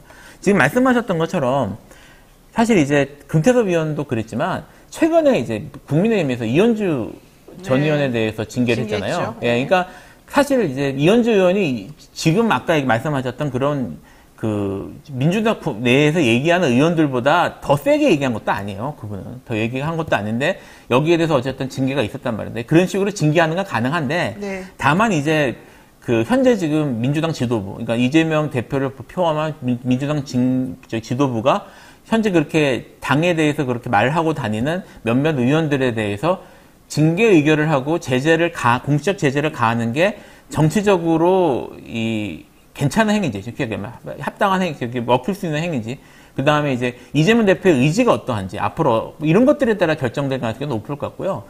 뭐 아직 제가 단정적으로나 이렇게 좀 말하기는 어렵지만 그 영장 기각된 이후에 이재명 대표의 발언이나 이런 것들을 보면 강하게 이렇게 지지하거나 하지는 않을 것 같다는 느낌이 조금 듭니다. 저는. 네. 그렇군요. 이제 또 당의 통합이나 이런 쪽에도 신경을 쓸 가능성이 높다는 거예요? 아니, 앞으로 남은 이른바 정치 일정들이 아직도 많이 남아 있습니다. 뭐, 그리고 쟁점 법안들도 많고요. 근데 그거를 가지고 이건 관련해서 계속해서 내부에서 네. 이제 이 분란이 일어나게 되면 결과적으로 지금 당장 시급하게 처리해야 될 안건들 처리가 사실상 좀 어려워지거든요. 그게 뭐죠? 뭐 예를 들면 노란봉투법 같은 경우도 마찬가지고요. 그렇죠. 네. 그러니까 여러 가지 지금 쟁점 법안들이 있습니다, 실제로. 그리고 우리가 지금 특검 추진하고 있는 안들도 있단 말이죠. 이른바 1국조 4특검, 그러니까 4국조 1특검이죠. 4국조 1특검으로 추진하고 있는 그런 법안들 관련해서도 일단은 민주당 내부에서 그 어느 정도 단합된 힘이 나와야 최소한 무슨 패스트 트랙에서라도 처리를 하든 뭐 하든 진행을 할 것인데 만약에 이 민주당 내부에서 분란 등으로 인해서 만약에 계속 이런 내부적 문제가 해결이 안 돼서 시끄러워지면 네. 결국 그 법안 처리 자체의 힘을 잃게 돼요. 그러니까 이런 부분들은 뭐 혹자는 그런 얘기도 하세요. 어차피 대통령이 거부권 행사할 거 아니야. 그게 무슨 의미가 있냐 그러는데 네. 대통령이 거부권, 그러니까 국회가 법안을 통과시키는 행위도 정치 행위고요. 그거에 대해서 대통령이 거부권을 행사하는 행위도 정치행위입니다. 그리고 그 정치행위는 곧 있을 총선에서 국민들의 판단을 받게 될 겁니다. 네, 알겠습니다. 자, 아까 얘기 잠깐 나왔습니다만 이 얘기 해보겠습니다. 이재명 대표 영장 기각한 다음에 한동훈 장관 입지가 조금 애매하고 좀 부끄러워졌다. 이런 얘기 합니다. 물론 한 장관은 그렇게 생각하지 않을 가능성이 큽니다만 바깥에서 바라보는 사람 입장에서는 이거 조금 애매하고 좀 창피한 거 아니야? 이제 이런 얘기 할 수가 있어요. 특히 여권에서 한 장관 공격하는 사람들이 이제 늘어났다는 얘기입니다. 한동훈 장관이 그동안 한 게 도대체 뭐냐? 말장난만 하고 결과론적으로 뭐 하나 제대로 내놓은 게 없다. 네. 게다가 이제 그 얘기를 그 여당의 몇몇 의원이 하는 게 아니라 사실은 그래서 대통령도 심기가 매우 불편하다. 왜냐면 한동훈 장관에 대한 얘기는 이런 똑같은 종류 얘기가 얼마 전에도 사실 있었거든요. 그렇다라고 한다면 한동훈 장관의 역할이라고 할까요? 총선에서의 그런 것들이 조금 달라지고 뭐 좀 그럴 가능성이 있을까요? 뭐 사실 지금 현재 여당이 지금 움직이는 게 가장 큰 이유가 가장 큰 지금 동인이 사실 윤 대통령 의중인 것 같거든요. 그렇죠. 예, 그러니까 지금 다른 사람들이 한 장관에 대해서 어떻게 평가하냐가 중요한 게 아니라 네. 현 상황을 윤 대통령이 어떻게 지금 보고 있는가가 중요한 것 같은데 사실 그 시그널을 현재 좀 읽어내기는 좀 어려울 것 같고 왜 순방도 많이 다니시고 막 바쁘다고 하시니까. 이번에 거기 그것도 웃겼잖아요. 부산 엑스포 몰타하고 안 돌아. 몰타 가가지고 왜 간 거야? 그러면 그 분위기 모릅니까? 솔직히 잼버리를 그렇게 엉터리 같이 해놓고 거기 가서 우리 쪽을 지지해 주세요. 그러면 될 것도 아닌데 무슨 출장 가서 거기다가 법무부 장관이 할 일도 아니고요. 그러니까요. 왜 그랬는지 모르겠어요. 어쨌든 법무부 장관으로서 사실 보여준 게 지금 이제 계속 영장 얘기를 했습니다만 지금 말씀하신 것처럼 네. 엑스포 갔다 온 곳들이 갔다 온 이후에 전부 다 다른 나라 지낸다고 얘기를 했고. 그러니까요. 예, 사실 지금 그 이야기 하신 분이 있는데 아까 이제 김행 후보자나 이렇게 유인천 후보자 말씀하셨지만 인사검증 책임을 전부 한동훈 장관이 지는 거잖아요. 네. 예, 이제 지난 정권까지만 하더라도 이런 문제 생겼으면 항상 공격이 민정수석 씨 같습니다. 그래서 지금 한동훈 장관이 전부 비켜 있거든요. 이건 사실 언론에서 문제를 안 삼는 게 전 제일 큰 문제라고 생각을 합니다만 네. 어쨌든 여기에 대해서 지금 정치권에 있는 사람들은 한동훈 장관에 대해서 생각을 하지 않을 수 없는 상황일 거란 말이에요. 이 지금 어떤 식으로 돌아간지 알았기 때문에 이런 것들이 계속 누적되고 있어서 말씀하신 것처럼 계속 이렇게 가면은 설사 윤석열 대통령이 한동훈 장관을 계속 높이 쓰려고 하더라도 정치적으로 성공하기는 어려울 가능성이 높아지는 상황은 맞습니다. 근데 어쨌든 다음 총선 때까지 한동훈 장관이 어떤 식으로 일을 하게 될지는 결국 대통령 의중이 제일 중요할 것 같아요. 그러니까 대통령이 물론 청문회를 하거나 말거나 본인이 원하는 사람을 다 임명하겠죠. 이동관 하듯이. 근데 문제는 왜 맨날 사람을 올려도 그런 사람만 올리느냐. 도대체 검증이라는 게 존재하느냐. 이런 얘기가 지금 한두 번 나오는 게 아닌데 혹시 그냥 한동훈 장관은 그 자리에 앉아있기만 하고 이런 인사와 관련된 모든 거는 좌지우지하는 다른 사람이 있기 때문이 아닌가. 한동훈 장관이 어떻게 해볼 수 없는 이런 생각을 우리가 안 해볼 수 없지 않습니까? 상식적으로 이번에 인사하겠다고 나온 사람들 몇몇을 다 살펴보게 되면 한동훈 장관이 아무 일도 안 하는 것 같아요. 그러니까 대통령이 한동훈 장관이 하지 않고 네. 진짜 그와 아니요, 관련된 저는 그렇게도 생각 안 하고 대통령이 그냥 납작한 사람이 하는 것 같습니다. 그냥 무조건. 네. 그러니까 왜냐하면 이번에 검증을 못했다. 만약에 검증에 실패다. 네. 한동훈 장관이 뭐가 거기서 이제 능력을 발휘하지 못했거나 제대로 점검하지 못했다라고 하는 거라면 이미 언론을 통해서 엄청나게 많은 문제점이 지적됐을 때 그렇죠. 내려야 되거든요. 네. 전혀 내리지 않고 이번에 예를 들면 신은식 장관 후보자 같은 경우는 다시 이제 재송부를 요청했잖아요. 이거 국회에 재송부 요청하는 건 뻔한 거거든요. 너네 안 준다 이거지? 그러면 나 그냥 임명할 거야. 이 신호를 보내는 거예요. 근데 신은식 장관 후보자의 제기되는 의혹은 정말 상상을 초월하는 분이에요. 그러니까 그거는 막말이 아니라 네. 정말 사고방식 자체가 문제가 있어요. 예, 막말이 아니라 정말 사고방식 자체가 문제입니다. 왜냐하면 이분은 과연 국방을 지킬 정도의 국방장관으로서의 자질을 갖춘 분이가 의심스러울 정도로 굉장히 이른바 그러니까 어떻게 보면 외교상 힘의 우위가 있는 국가이면 맹종해야 된다고 생각하시는 분인 것 같아요. 그게 대상이 일본이 됐건 미국이 됐건. 네. 그러니까 우리 국방의 자주성이라든가 자율성에 대해서는 1도 고려를 안 하시는 분이에요. 이런 분이 어떻게 나라를 지키는 국방부 장관이 될 수 있습니까? 그러니까 그런데 그런 부분들이 아무리 지적되고 그런 언행들이 아무리 문제가 많다고 국민과 떠들어도. 언론이 얘기해도 네. 그냥 막무가내로 밀어붙이는 건 한동훈 장관의 그 인사검증관리단은 사실상 거수기일 뿐이지 아무 의미 없는 조직이다. 저는 이렇게 생각합니다. 심지어 어떤 얘기까지 있냐면, 물론 인터넷에서 하는 얘기들이긴 합니다만, 이게 하나같이, 한결같이 다 비슷하시잖아요. 네. 네, 그래서 검증 기준이 다른 게 아니냐. 검증을 잘하고 있는 건데. 우리랑. 검증 기준이 다른 게 아니냐. 이런 말이 나올 검증을 잘하고 있는데. 그러니까 이제 기준을 다 맞추게 하는, 어떤 기준이든 맞추게 하는, 어떤 일정 수준 이상을 맞추는 것 같다. 근데 기준이 우리가 생각하는 다른 게 아니야. 이런 말이 나올 정도. 뭐라고요? 어떤 수준, 일정 수준 이상을 맞춘다? 그 기준에 맞는? 네. 안정권 유튜버 뭐 이런 사람들의 기준인가요? 네. 더 지금 곤란지경에 빠진 거는 사실은 이거예요. 지금 김기현 대표 체제가 이렇게 확고부정하거나 안정적이거나 이렇게 막 카리스마 있게 뭔가 탁 가거나 이런 건 아니라고 지금 다들 판단을 하고 있지 않습니까?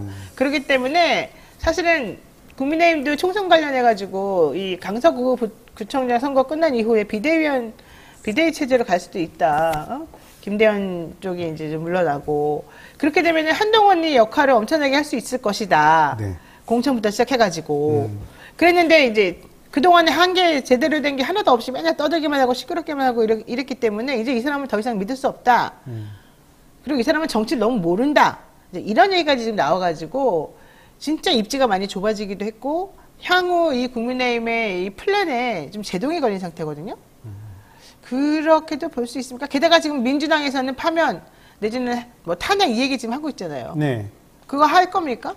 민주당에서 안 했으면 좋겠어요. 왜냐면 지금 민주당에서 한동훈 장관을 탄핵 소추한 다음이 이제 그 다음 일정은 당연히 이제 탄핵 결정이 나와야 되는데 네. 탄핵 결정을 이끌어갈 만한 법사위원 능력 있는 법사위원이 없어 보입니다. 저는. 민주당에? 예. 민주당 내에 지금 그것들을 왜냐면 이전에 이상민 장관 탄핵안을 진행하는 걸 저희가 봤잖아요. 네. 뭐 제대로 서로 자리 맡기에 바빴을 뿐이지 자리를 맡고 난 다음에 그 부분을 제대로 추진하고 동력 있게 그다음에 책임감 있게 그렇게 해서 그 일을 진행하고 끌어가시는 분을 제가 못 본 것 같아요. 그러니까 아니, 괜히 네. 탄핵했다 망신당하지 마시고 네. 만약에 탄핵을 할 거면 총선에서 크게 승리하고 그 다음에 하든가 아니면 정말 진짜 자신의 직을 걸고 하세요. 직을 걸고. 네. 탄핵을 추진할 거면 네.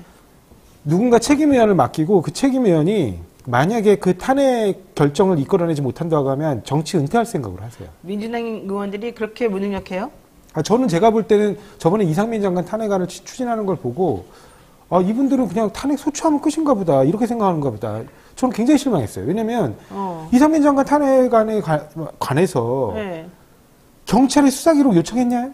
저 그거 들어본 적도 없거든요. 경찰 수사기록 당연히 요청해야 되잖아요. 네네.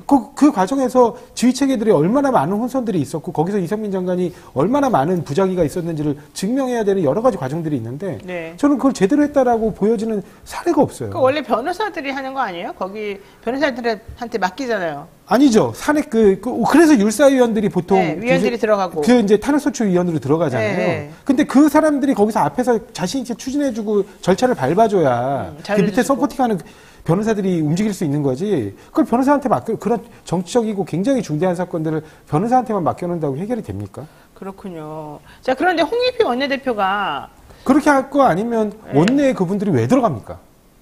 차라리 그냥 이번에 새로 뽑힌 사람들? 아니요. 그러니까 이게 오롯이 그냥 변호사들이 알아서 할 수 있는 문제라고 하면 네네. 원내 국회의원들이 무슨 필요가 있어요? 그 사람들이 거기서 굳이 자리를 맡고 무슨 소추위원 담당을 하고 합니까? 어쨌든 홍익표 원내대표는 이렇게 얘기했어요. 10월 국정감사까지 대통령이 결단하는지 보겠다. 그러니까 파면을 그냥 시키면 내가 탄핵까지는 진행 안 하겠다는 얘기잖아요. 그러니까 10월 국정감사 때까지를 시한으로 지금 정리를 해준 거예요. 근데 어차피 내가 봤을 때 대통령이 이런다고 한 장관을 파면할 사람은 아니거든요. 그러면 홍익표 원내대표가 자기가 말 꺼내놓은 게 있기 때문에 네. 뭔가는 해야 되잖아요.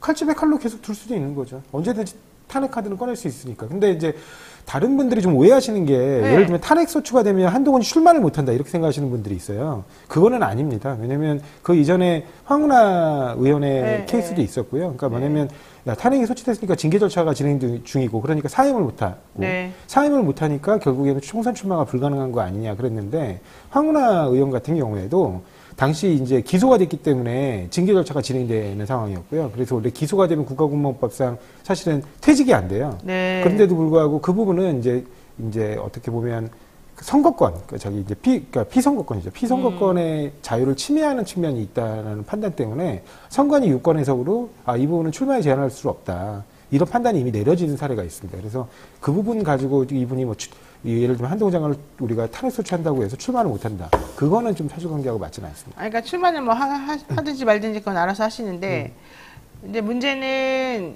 민주당에서 한동훈 장관권을 처리할 수 있는 능력도 의지도 별로 없어 보인다. 지금 이렇게 판단한다는 거잖아요. 그러니까 저는 이게 이제 한동훈 장관이 이미 이제 좀 힘이 빠져 있는 상황이잖아요. 네. 근데 그 부분에 관해서 한동훈 장관이 이렇게 어떻게 보면 준동하는 문제들이 발생했을 때 적절하게 제어하는 카드로 활용할 필요는 있다고 봐요. 네.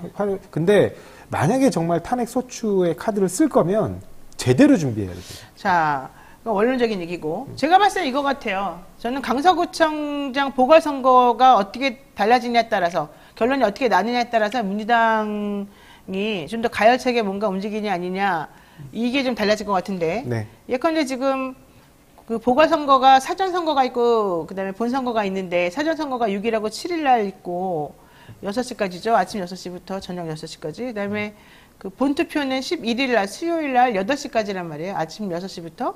자, 요 타임에 결론이 예를 들면 뭐 민주당이 이기던 국민의힘이 이기던 혹은 좀 격차가 크게 벌어져서 이기냐 뭐 누가 이기냐 이거 따라서 사실은 이제 각 당에서 그동안 주장해왔던 내용들에 대한 명분이 달라지는 거잖아요.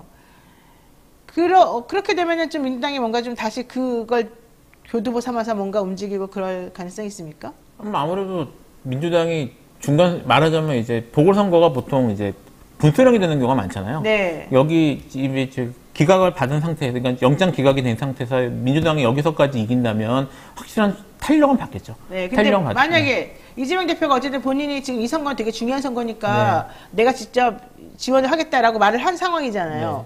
근데 만약에 진다.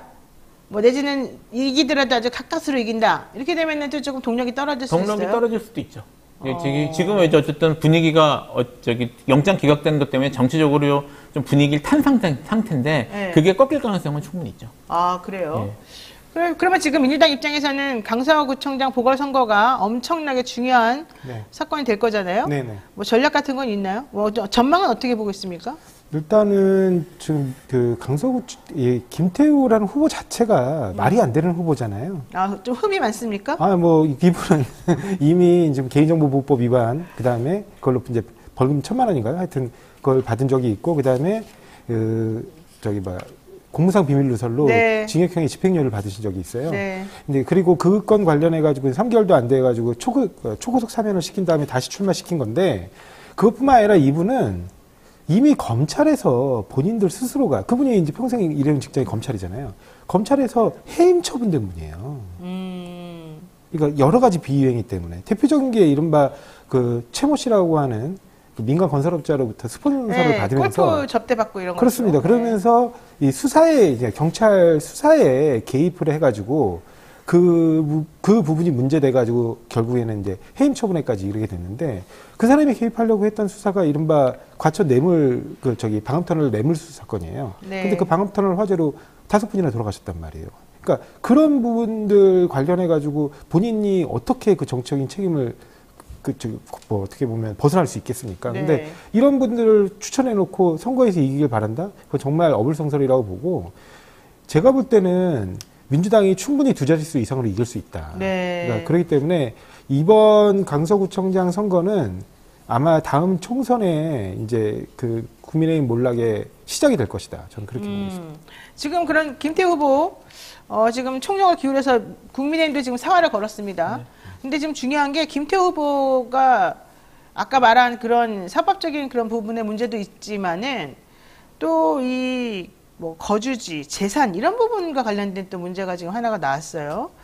예컨대 지방자치단체장이나 후보가 출마하려는 그 지역에 거주를 해야 되는 거잖아요. 그러니까는 1,000만 원짜리 월세를 사내 만에 이제 이런 얘기가 나온 건데, 강서구 소재 부동산 대한 얘기가 좀 정확하지가 않은 게 있다. 그러니까 지금 얘기하다 논란이 나온 게 뭐냐면 정확히 무슨 말이죠? 지금 이분이 그 보유하고 있는 부동산이 네. 이제 일단은 강서구에 없습니다. 제가 알기로 분당에 이제 본인 소유 아파트가 성남시 분당구에 있어요. 네, 하나. 본인 소유 아파트가 하나 있고 그다음에 또 배우자 성동구. 소유로 성동구. 성동구 쪽에 그 좀 고가 아파트가 하나 있는 걸로 알고 있습니다. 그래서 이 둘 다 관내 아파트들이 아니고 그러니까 관내 10억, 부동산이 아닙니다. 10억짜리들이라고 네, 둘 다 그리고 네. 그게 거주용 아파트임에도 불구하고 다 관 외에 있고요. 이분이 실제로 그러면 어디서 거주하는 것이냐 이제 이게 문제가인데 이 신고하신 그 재산 공개 내역으로만 보면 네.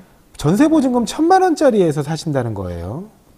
그러면 전세보증금 1,000만 원짜리가 서울에 있는지도 잘 모르겠지만 그렇잖아요. 월세 안 내고? 월세 안 내고. 그러니까 그게 더 특이한 거죠. 그러니까 전세보증금 1,000만 원짜리가 있는지도 의문이지만 그렇다고 하면 그게 도대체 몇 평짜리일까? 그러니까 이게 되게 그분이 이상한 게 그러면 제대로 거기서 생활 주거지로서 활용하고 있는 것이 맞는가? 50제곱미터라고 나왔고 네.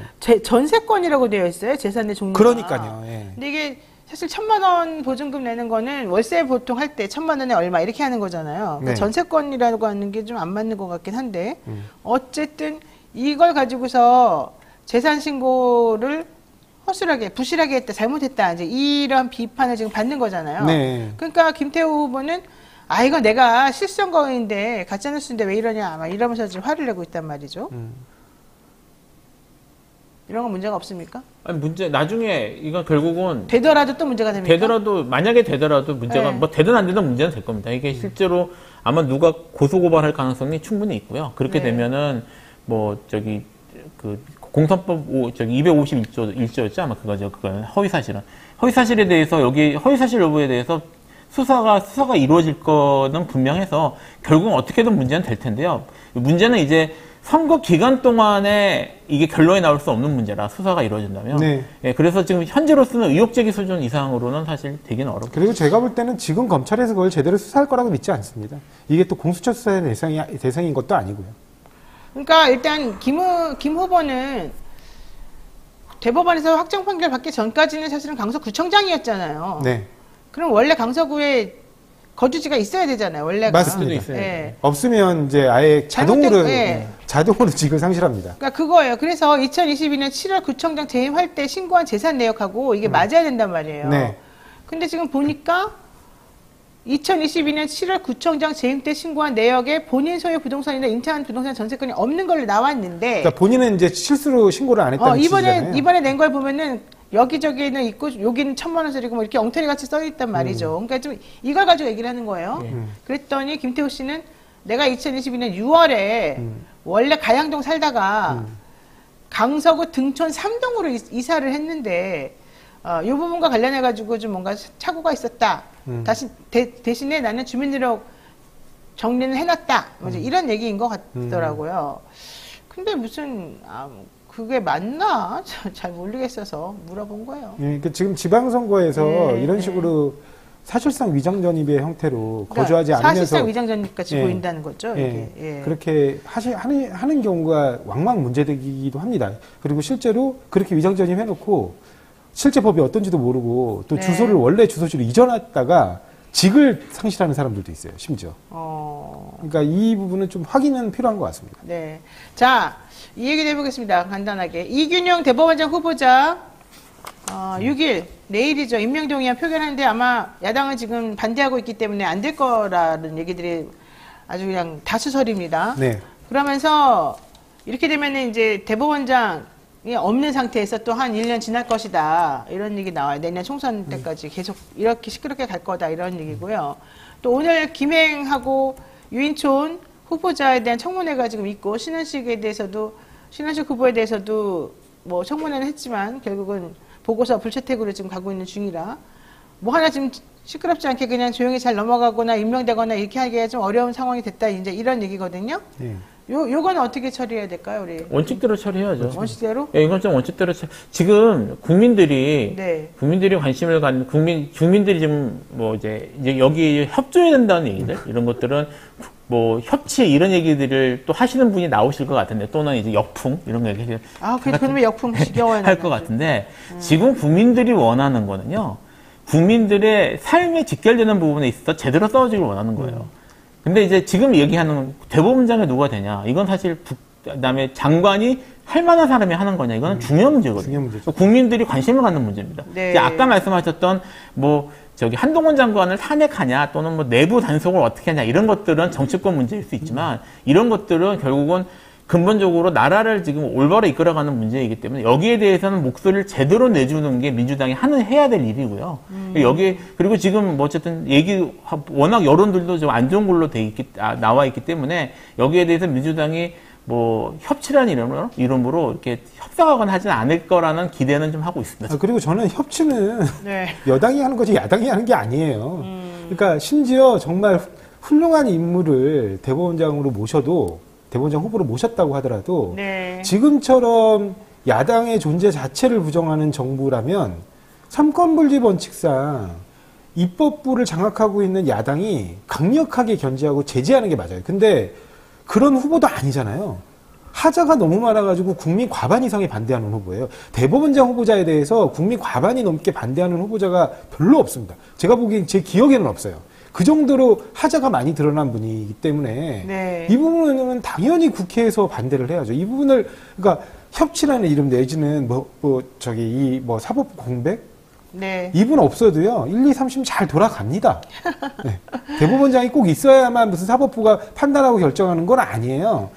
합리적인 적어도 네. 이게 뭐 보수냐 진보냐의 문제가 아니에요. 보수적인 법관이라 하더라도 상식의 범위, 상식의 바운더리 안에는 있어줘야 된다는 거예요. 근데 그 범위를 벗어난 분을 추천해놓고 이제 사법부 공백이 생길 우려가 있으니까 통과시켜줘야 된다? 역풍이 든다? 오히려 통과시키게 되면 역풍이 불 겁니다. 알겠습니다. 처음처럼님께서 하나같이 저렇게 부적절한 인사들만 후보로 추천하는지 정말 알 수 없습니다. AI한테 물어보는 게 훨씬 낫겠네요. 이런 얘기 하셨고요. 드래곤님께서 죄송합니다. 이번 선거 압승만이 이 검찰 독재를 막을 수 있는 유일한 방법인 것 같습니다. 투표에 꼭 참여해 주세요라고 얘기하셨습니다. 이런 생각들이 좀 일반적인 국민들의 생각이 아닐까 생각이 좀 듭니다. 궁수렁님은 역풍은 민주당의 가슴으로 안 하고 머리로 정치할 때 역풍입니다. 요세피나 킴님 존재하지도 않는 역풍은 이제 그만합시다. 이제 그만 얘기합시다. 이런 얘기 하셨는데 이게 이제 일반적인 사람들의 시각인 것 같습니다. 네, 오늘 두 분하고 말씀 여기까지 잘 나눠봤고요. 지금까지 김필상 변호사 그리고 조상호 변호사와 함께했습니다. 두 분 말씀 고맙습니다. 네, 감사합니다. 네, 여러분 오늘도 방송 저희가 잘 했고요. 믿을 수 있다 더 착한 보험 간단하게 소개해드리고 정리하겠습니다. 건강보험, 차량보험을 더 저렴하게 만나보실 수 있는 전문 보험 클리닉 업체이죠. 믿을 수 있다 더 착한 보험. 가족이나 친척 지인에게 묻지마 보험 가입하신 분들 보험료가 적당한지 필요한 보장이 제대로 되어 있는지 잘 모르실 가능성이 있습니다. 궁금한 내용에 대해서 친절하게 상담해드리고 분석해드리니까 연락 한번 해보시면 될 것 같고요. 더 착한 보험 클리닉에서 전문 설계사가 부담되는 보험료를 합리적으로 줄여주고 보장은 최대한 유지할 수 있도록 친절하게 알려드린다고 합니다. 그리고 생각보다 숨어있는 돈들이 많아요. 조금씩. 그러니까 정말 요긴할 때 그런 돈들 찔끔찔끔 남아있는 것들 다 한꺼번에 정리해가지고 목돈으로 만들어서 쓰는 것이 필요하고요. 그리고 또 나도 모르게 새어나가는 그런 푼돈들이 많습니다. 그런 것들도 좀 정리하는 경제에 있어서의 좀 새로운 시각을 가지게 하는 이런 것들이 매우 중요한 것 같습니다. 이번에 착한 보험 믿을 수 있다 더 착한 보험에 연락하셔가지고 한번 본인의 소비 습관이라든가 경제 상황이라든가 이런 것들도 같이 한번 확인 받아보시면 좋을 것 같습니다.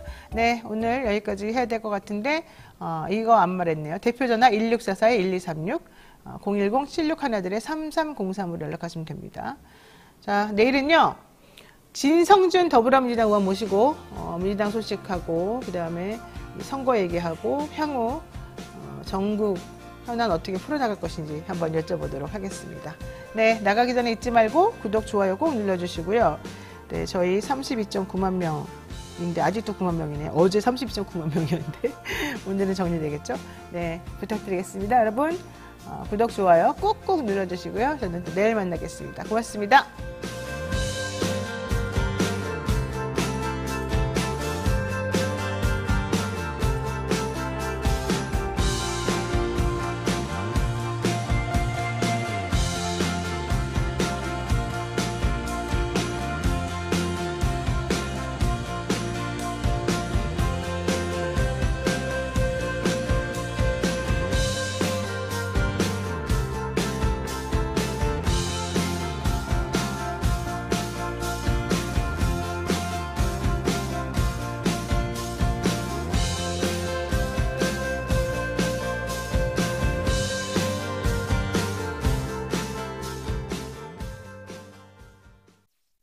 모든 것 증권통.